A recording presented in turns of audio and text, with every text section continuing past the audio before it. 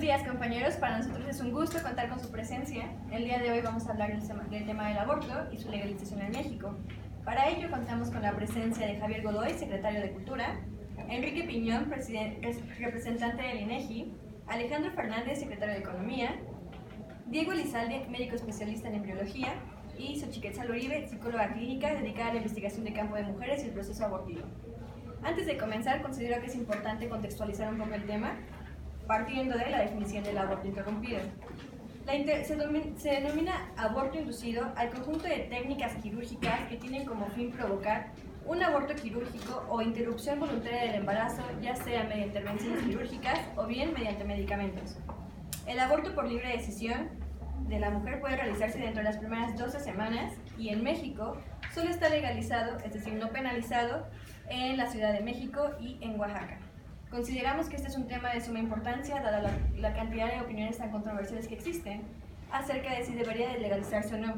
El día de hoy problematizamos este tema aún un poco más y encontramos que no sabemos si realmente el gobierno ha contemplado toda la big picture que el aborto implica. Para ello me gustaría empezar preguntándole al secretario de Cultura cuáles son los factores que culturalmente han impedido la legalización del aborto en México y cómo se puede trabajar en ello. Bueno, uno de los principales obstáculos que México enfrenta al hablar sobre la legalización del aborto es la criminalización del aborto en México. Es decir, que este concepto va a materializar la idea de que la maternidad es función obligatoria de la mujer.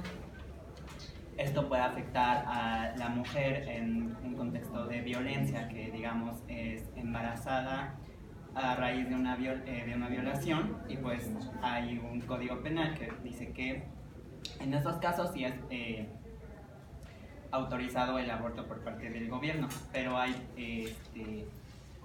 una situación que es la discriminación dentro del código penal, debido a que al ver a la mujer como en este papel de que es su obligación ser madre, muchas de las autoridades desconocen este código penal, esta situación, y mantienen como una postura ofensiva o intimidante hacia esta víctima.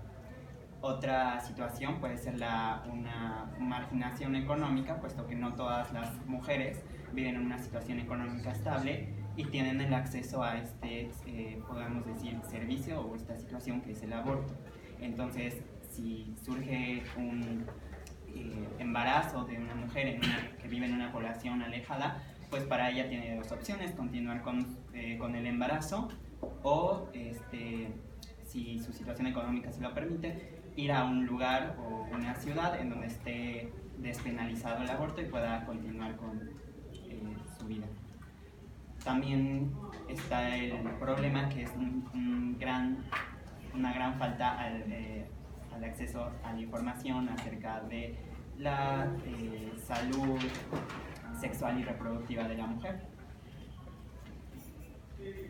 Menciono que el Código Penal tiene una fuerte connotación discriminatoria hacia la mujer, puesto que hay sanciones que no solamente implican hacia la mujer, sino también como sanciones que involucran a terceros, es decir, que la mujer debe de pagar por una situación que le podría estar causando a su cónyuge o a su pareja.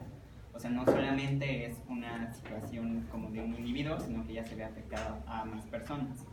Además de que estas sanciones buscan como establecer unas sanciones que van a permitir el mejor aplicamiento de los valores de la familia y situaciones que van como más ligados hacia los valores de la comunidad que en sí hacia el individuo o la persona que es esta mujer.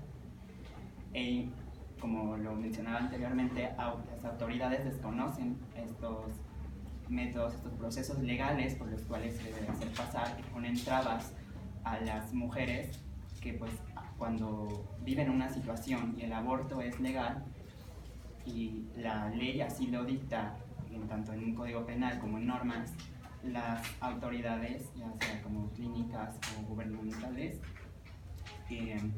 paran este hecho perjudicando a la mujer.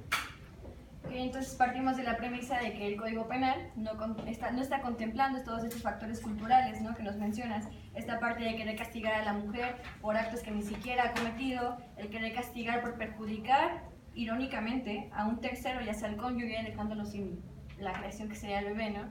Entonces sí tenemos en cuenta que pues, hay factores culturales que han ido impidiendo a lo largo de los años que la legalización del aborto se lleve a cabo. Pero bueno, una vez que se han mencionado los factores que ya vimos que son realmente culturales y que vienen arraigados,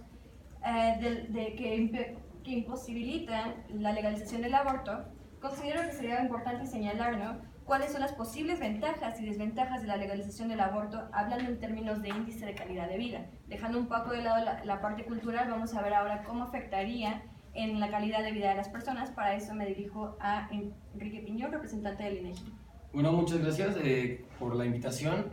Primero que nada, hay que tener claro cómo se mide la calidad de vida en un país. Básicamente hay tres medidores principales y que todo el mundo conoce, que es cuánto vive una persona en un determinado país, se llama esperanza de vida. También está el nivel de estudios y pues clases sociales que hay en un país, cómo se distribuye el dinero, y en esa parte de distribución de dinero entra el Producto Interno Bruto per cápita. Con estos tres indicadores podemos darnos cuenta cómo está el nivel de calidad de vida de un país. Hay otros diversos medidores, pero estos son los más fuertes. Y bueno, primero hay que ver las ventajas. O sea, realmente es una ventaja y sí apoya a la calidad de vida, esa es la pregunta. Y sí, significativamente en todos los países de primer mundo, es muy contados los países que no tienen legalizado el aborto, y todos ellos ya están desarrollados y pues van bien en su economía. Ahora, no es lo mismo comparar un Estados Unidos que con un México o un Cuba, no es lo mismo. Entonces, por lo mismo, tienen diferentes contextos sociales, tienen diferentes factores, que no solo es el aborto, sino toda la historia que hemos tenido adelante. Entonces, por esto yo me di la tarea de comparar dos países que relativamente están más puntos, más van a la par. Obviamente no es lo mismo, pero es muy difícil encontrar países de primer mundo que no tengan legalizado el aborto. En estos casos está Polonia y Alemania, son vecinos, obviamente no tienen la misma economía. Alemania es una potencia, pero sacando sus índices de calidad de vida, Polonia es significativamente menor en índice de calidad de vida, donde no es legalizado el aborto de forma libre, porque sí hay formas de legalizarlo. Una es, quiero abortar porque por cualquier situación, no me pueden preguntar qué, voy a abortar. Ese es el mayor grado de libertad que pueden darse en un país. Otros países tienen, como decía mi compañero, la parte de que si fueron por violación, también hay si corre riesgo la madre para parir. Entonces, muchos países tienen legalizado, pero solo a niveles. Ahora, hay un fact, que es que mientras mayor es la tasa de natalidad en un país, mayor es la pobreza. Eso es real y se ha comprobado por muchísimos estudios. Entonces, básicamente lo que quiere decir es, mientras más hijos tiene una sociedad, un país, más problemas de economía tienen. Entonces, esto por la distribución de dinero, porque no pueden darle las mismas oportunidades. En México, la tasa de natalidad que sacaron en el 2018 arroja que que cada mujer tiene alrededor de 2.20 hijos, ese 20 es promedio, alrededor de 2 a 3 hijos tiene una mujer en México, en promedio. Lo que quiere decir, esta tasa es elevada, ya que los países que son de primer mundo tienen los índices abajo de 1, y eso es sí funciona, pero a la vez no es lo más importante. También está el factor de que los países tienen problemas a la hora de distribuir el dinero, y esto hace una reacción en cadena. Vamos a poner el ejemplo más claro. Una persona no puede darse el lujo de abortar, no puede abortar. Entonces tiene el hijo. ¿Qué pasa? Si era una persona joven con estudios, tiene que dejar la escuela, porque se tiene que meter a trabajar y para poder generar dinero o para poder sustentar esa familia. Esa es la reacción más tradicional. Obviamente hay gente que los apoya a sus padres y todo esto, pero la más común es que dejan los estudios. Esto que genera que ya no tengan el dinero para poder apoyar a sus hijos y tengan que dejar de estudiar. Esto baja los estudios, el nivel de estudios, y esto a su vez también baja la cantidad de dinero que pueden obtener. Entonces sí es una ventaja el generar un aborto para evitar que este tipo de casos se den. Entonces estamos viendo que además de factores culturales también tenemos una ventaja en ese sentido en el índice de calidad de vida, concluyendo que el aborto podría fomentar de alguna manera la economía debido a que no impide que los jóvenes sigan estudiando, debido a que tenemos más gente activa dentro de la economía, ¿no?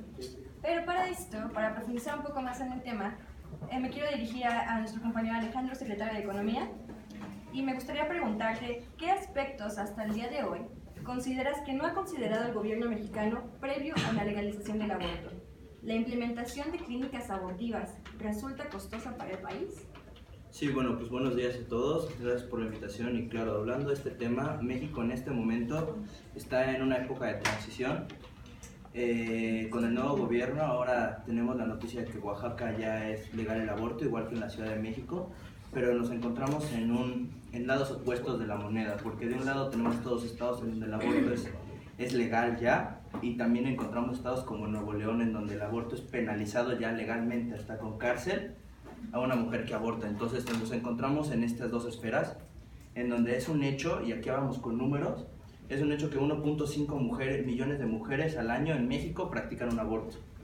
Esto de la manera legal y los pocos casos que se logran consultar en clínicas, etc. Pero también tenemos el lado de las mujeres que lo hacen bajo la luz y en clínicas clandestinas. Estas clínicas clandestinas al país le cuestan alrededor de 2.6 millones de pesos solucionar todos ese tipo de problemas que resultan de un aborto clandestino, que cuando llegan enfermas, cuando llegan con problemas, y eso sin contar las miles de mujeres que se mueren al año gracias a este tipo de clínicas clandestinas en los estados en donde el aborto es penalizado y ocurre este tipo de actos.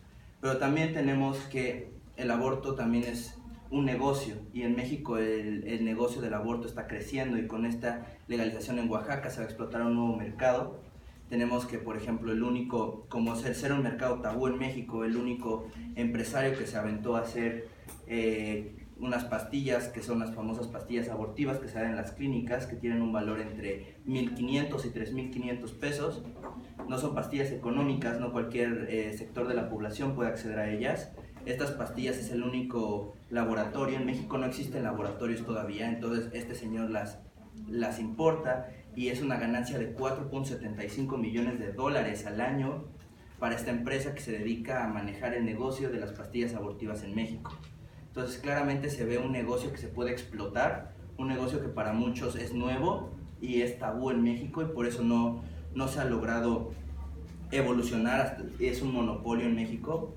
Entonces también, y ver los precios de un aborto, en México ya lo mencionaba antes, el método de pastilla abortiva cuesta entre 1,500 y 3,500 pesos, en todo esto en clínicas privadas en la Ciudad de México, y el aborto quirúrgico pasa ya a ser de entre 3,700 y hasta 10,500 pesos. Entonces claramente podemos ver que, podríamos decir que el aborto es un lujo en este país, y también vemos en los hospitales de SEDESA, que son la parte pública del aborto. En estas clínicas, para cualquier ciudadana de la Ciudad de México, el aborto es gratuito. Claro, es una lista de espera un poco larga, pero se logra que el aborto sea gratuito. Y si no perteneces a la Ciudad de México, se hace un estudio económico en donde se pide una remuneración, una cooperación con el que se logra el aborto. También quiero, por ejemplo, comparar Estados Unidos, un país que en todos los estados de Estados Unidos está permitido el aborto legal. Y aquí vemos otro contraste muy importante, porque aunque vemos que el aborto puede ser un negocio, también tenemos lo de las clínicas abortivas y cuánto le cuesta al país mantener una clínica abortiva trabajando. En Estados Unidos trabajan alrededor de 5 millones de personas, fuerza laboral activa, en este tipo de clínicas, lo que le representa a Estados Unidos un costo entre 20 y 50 mil millones de dólares en salarios en estas clínicas solamente. Entonces estamos viendo que los impuestos de los americanos está yendo una gran cantidad y gente activamente, laboralmente activa, se nos está yendo en este tipo de clínicas. Estados Unidos hizo un presupuesto e indicó que se tenía que hacer un ahorro de 2.000 millones de dólares cuando se legalizara el aborto. Este promedio más o menos se ha alcanzado. Por el año 2017 se alcanzaron la cifra de 2.000 millones de ahorro, pero luego podemos voltear a ver cuánto cuestan este tipo de clínicas y se promedia que cuesta alrededor de 232 millones de dólares los cuidados que involucran desde la clínica del aborto, tratamiento durante el aborto y post-abortivo. Entonces, esos 2.000 millones de dólares que estaban hablando de ahorrar cuando se legalizara el aborto, terminaron costándole al gobierno pues 230 millones de dólares más. Entonces podemos ver que es una cifra un poco alarmante para una economía que es una potencia y se puede dar el gusto de usar el impuesto en ese tipo de cosas. Entonces podemos llegar a concluir cada quien en qué conviene. Sí, precisamente, ¿no? O sea, tenemos que, uno, volvemos a repetir, se ha estado frenando por la cuestión cultural. Dos, que probablemente sí sea una solución para el índice de esperanza de vida.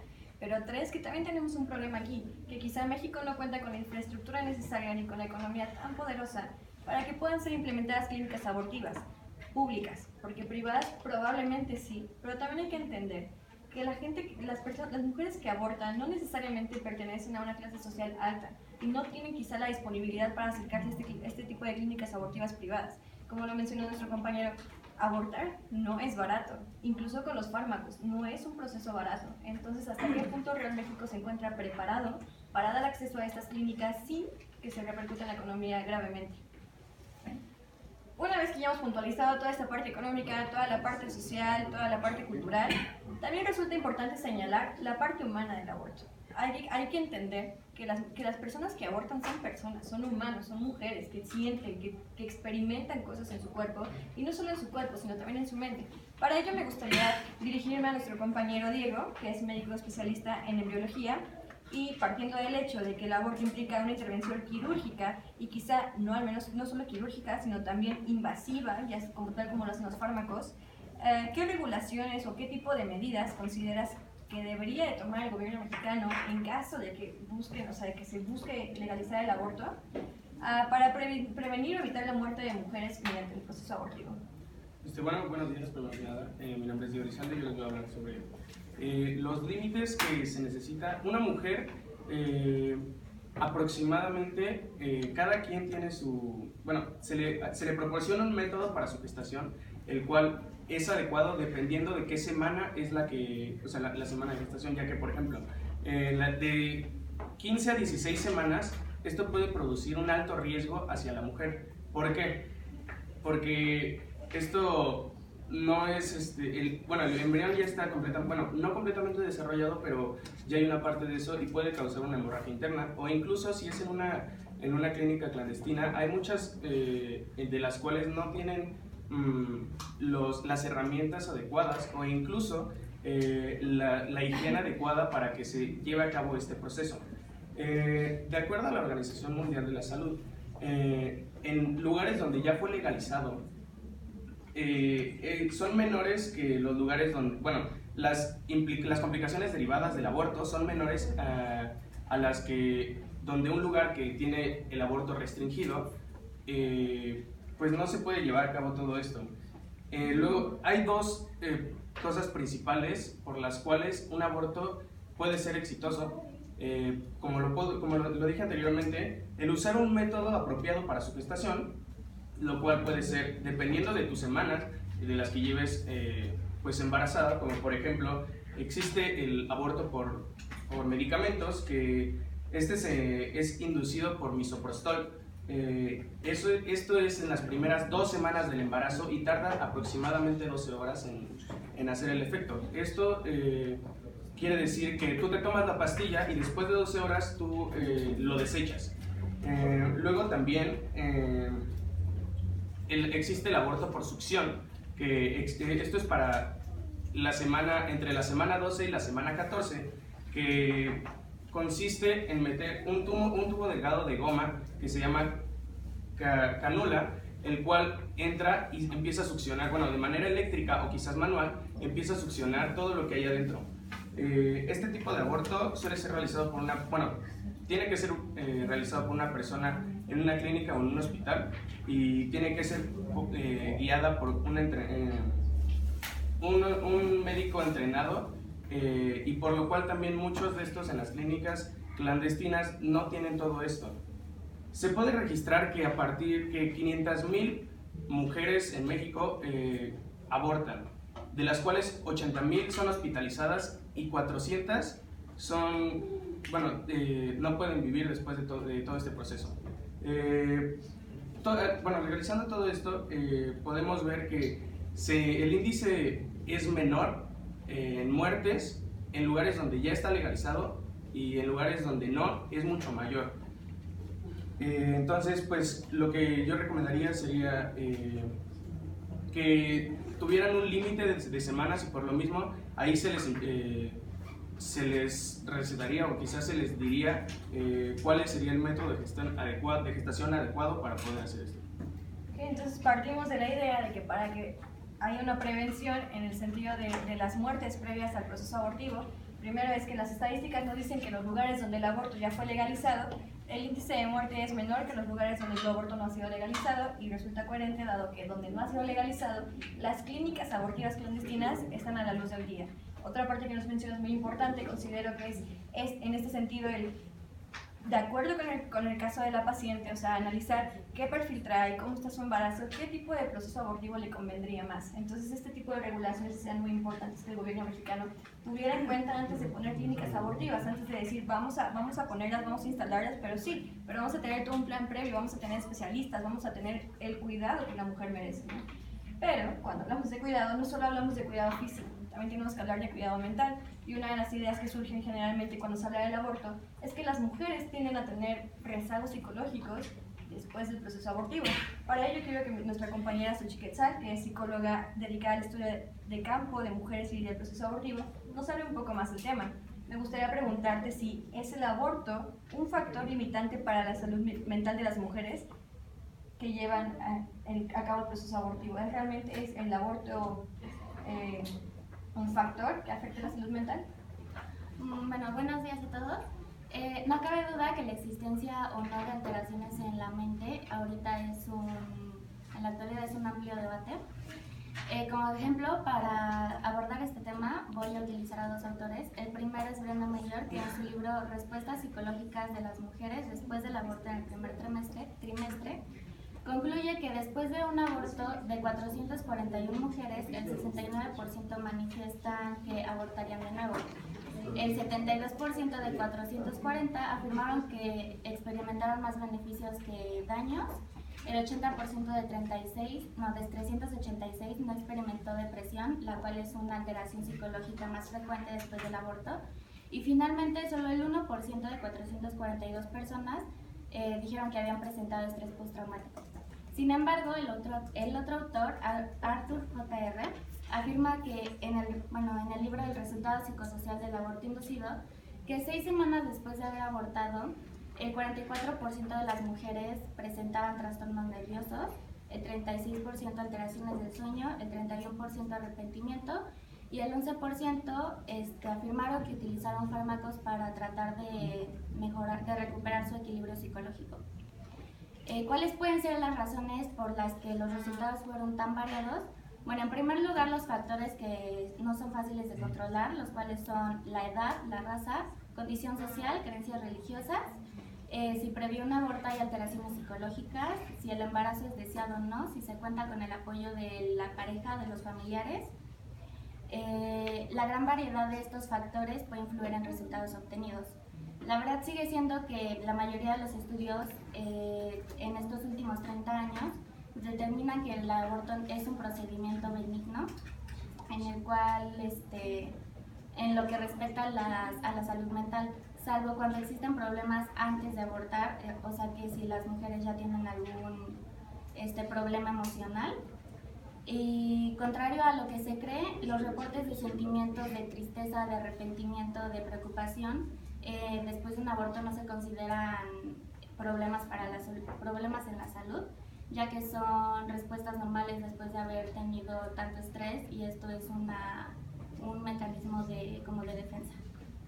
Muy bien, entonces partimos de todo esto en el sentido de que en realidad no se pueden hacer estudios como tal, ¿no? de si el aborto es dañino para la salud, porque tendríamos que controlar todos estos factores, ¿no? Sociales, culturales, ambientales, de si la familia te apoya, de si la pareja te apoya, y que en realidad controlarlos en tal medida no estaría bien visto por la ética, ¿no? del paciente que está siendo estudiado. Sin embargo, sí tenemos estas estadísticas que nos dicen que en realidad los efectos que vienen después del periodo de aborto pues son completamente naturales, ¿no?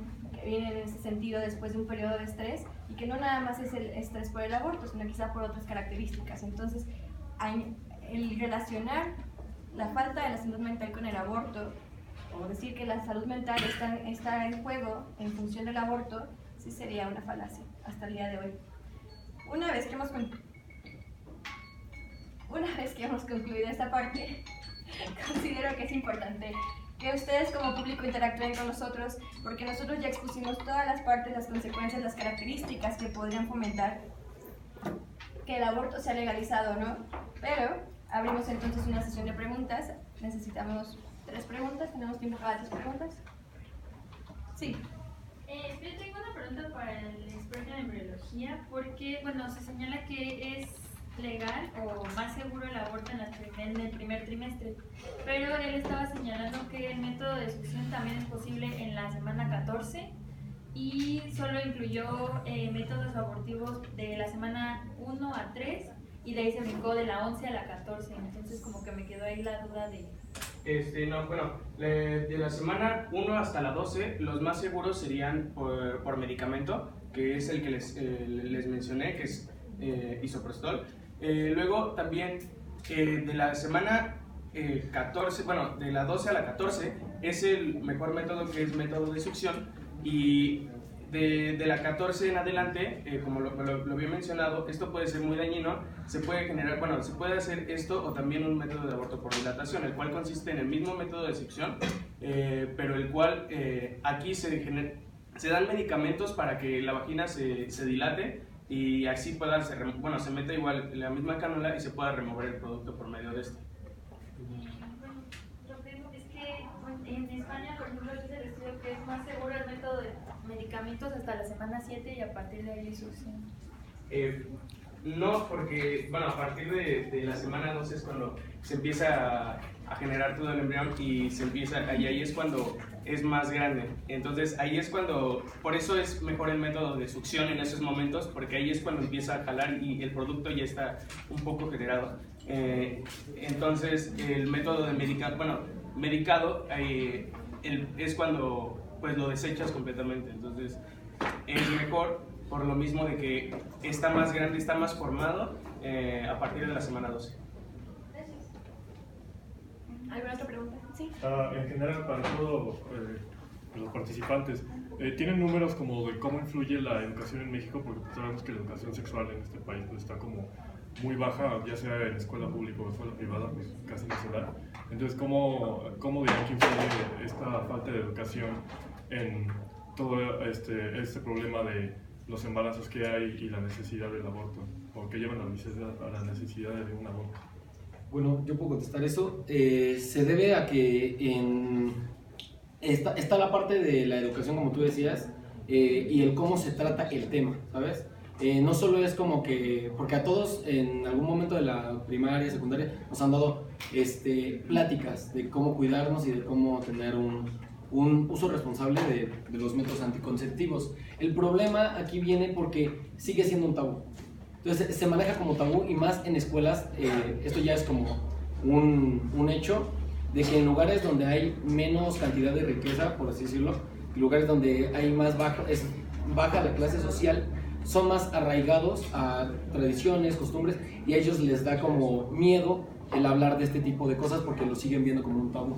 Entonces esa es la problemática principal, que en lugares donde hay menor cantidad de recursos se sigue viendo como algo que no se debe de hablar, y por esto mismo se genera un problema con los jóvenes, más que nada que no saben qué hacer cuando están empezando a desarrollar su etapa sexual. Sí. pero ¿no creen que como tal el aborto, o sea, por lo que dicen, es un problema mucho más político que económico? O sea, si realmente es un tabú, o sea, y aparte, o sea, por la parte de que se dijo, o sea, me llamó la atención que dijeron que no tenemos el sustento económico para poner clínicas abortivas gratuitas. Y pues no sé, creo que es una completa mentira. Si tenemos el dinero para poner el aeropuerto de Santa Lucía, creo que es un problema súper político el no querer poner clínicas gratuitas, que va de la mano, por ejemplo, con el problema de la marihuana. O sea, no se legaliza porque no se quiere poner la prevención que se necesita para esas personas. Yo puedo contestar ese. No es que no haya dinero para poner clínicas, de hecho ya existen. En la Ciudad de México existen 35 clínicas gratuitas en donde se pueden realizar abortos de manera con doctores capacitados y de manera totalmente legal y regulada. Aquí lo que se analiza es a futuro el coste que nos va a representar las clínicas abortivas como tal, legalizadas en todo el país. Ahorita están centralizadas en la Ciudad de México. Estas clínicas reciben mujeres obviamente de la ciudad y reciben mujeres de alrededor de todo el país que vienen a realizar un aborto de manera segura, y esto representa un gasto que todavía no se ha proyectado, por ejemplo, con las nuevas aperturas que se planean hacer de clínicas en Oaxaca. En Oaxaca ya se está planificando abrir un número, no sé el número exacto, de clínicas abortivas para que ya no se centralice en la Ciudad de México este tipo de clínicas. Pero también es muy claro que las clínicas, aunque representen un gasto, terminan siendo un ahorro primero un ahorro incalculable, que son las muertes de las mujeres que mueren en alrededor de la República por realizar abortos clandestinos. Es el principal ahorro que se hace en nuestro país.